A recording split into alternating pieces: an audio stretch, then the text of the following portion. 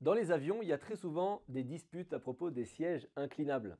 On hésite d'ailleurs toujours avant d'incliner notre siège. Il y en a qui prient un petit peu avant pour que ça se passe bien. C'est pas rare que la personne derrière nous elle refuse qu'on incline notre siège. Alors les raisons elles varient. Certains vont dire qu'ils sont claustrophobes, qu'ils ont des grandes jambes ou que c'est inconfortable et c'est tout. Pourtant la règle elle est claire. Légalement, on a le droit tous d'incliner notre fauteuil.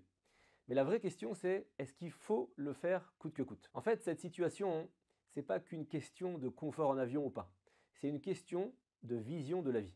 Première réflexion qu'on peut avoir, notre responsabilité en tant que représentant de la Torah.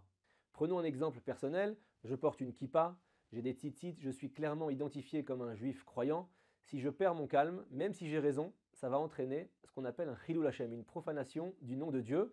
C'est une faute qui est très grave et qui est surtout presque impossible à réparer. Et étant donné que lorsqu'on a raison, c'est encore plus difficile de ne pas se mettre en colère, il vaut mieux réfléchir avant à ce qu'on va dire au moment de baisser son siège. Le principe de faire attention à l'image qu'on renvoie, ça me rappelle une anecdote récente. Il y a une femme mariée qui avait décidé de se couvrir les cheveux, ce qui est une grande mitzvah, mais elle a renoncé à le faire finalement. Pourquoi? Parce qu'elle a raconté qu'au supermarché, il y avait une femme pratiquante, juive, qui a crié et qui a empêché quelqu'un de passer devant elle à la caisse. Alors ce comportement, justifié ou pas, en tout cas, ça a éloigné de l'idée de se rapprocher de Dieu de cette femme. Pareil pour le fait d'incliner son siège sans considération dans l'avion, ça peut avoir des conséquences si on le fait sans tact. Parfois, une simple communication calme, respectueuse, ça suffit. Imaginez, vous dites par exemple avec humour à la personne derrière, avant d'incliner, ah le repas, il était tellement bon que j'ai besoin de m'allonger un petit peu. Est-ce que ça vous dérangerait pas si j'incline un peu mon siège? Je vous promets, je ne vais pas trop ronfler. C'est une approche qui peut parfois désamorcer des tensions et ensuite, suivant ça, vous savez quoi faire. Mais il arrive qu'en face de nous, on trouve une personne totalement inflexible qui refuse tout compromis.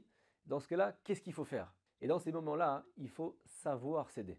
Voyez la personne derrière vous comme quelqu'un finalement qui a des limites, qui est un peu handicapé mental, émotionnel, et lâchez prise.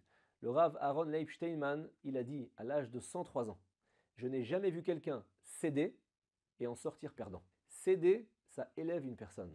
Rachel, notre matriarche dans la Torah, elle a renoncé à se marier en premier avec Yaakov Avinu pour éviter à sa sœur une humiliation. En retour, elle a mérité de voir ses enfants guider le peuple hors de l'exil égyptien. Dernier petit exemple sur le fait de céder, le voisin du Rav Nissim Karlitz à Bnei Brak lui a demandé de payer 400 shekels pour un dégât des eaux causé par une peinture nouvelle fraîche qu'aurait fait le Rav, alors qu'il n'avait pas retouché sa maison rénovée depuis 20 ans. Le Rav Karlitz a accepté de payer, il a dit « Bien vivre avec ses voisins, ça a un coût ». Alors pour finir, est-ce qu'on doit toujours prouver qu'on a raison? Pas évident.